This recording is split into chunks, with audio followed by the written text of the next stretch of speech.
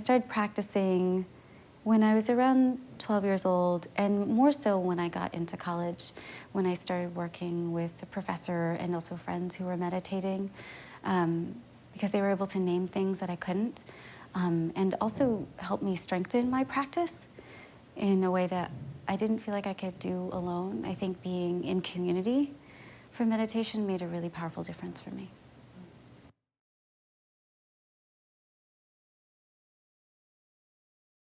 It's had multiple reasons for why it's been powerful. I think one is helping me build more discipline, almost accountability to do it when I know I can show up with other people.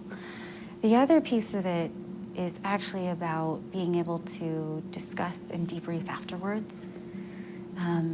I think feeling deeply heard and understood,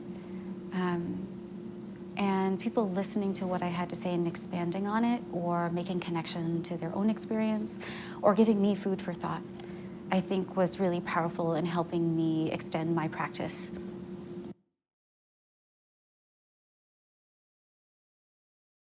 So for me as a person of color, practicing mindfulness is incredibly valuable. I think about the Four Noble Truths, and the first one being that there's suffering.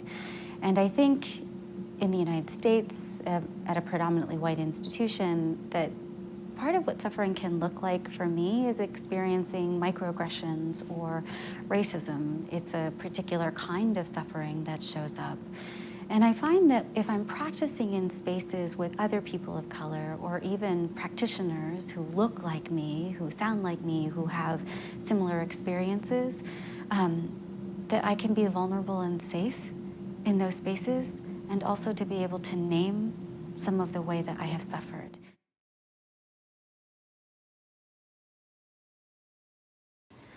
I think one piece I want to name is just show up as you are, how you are.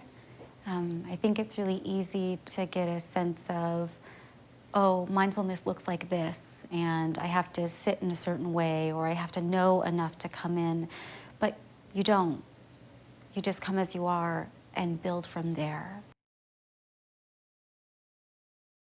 I think what people can expect is a lot of openness, some occasional giggling as they're navigating through things, and that's okay. It's welcomed. And also, I think, intentional dialogue at the end.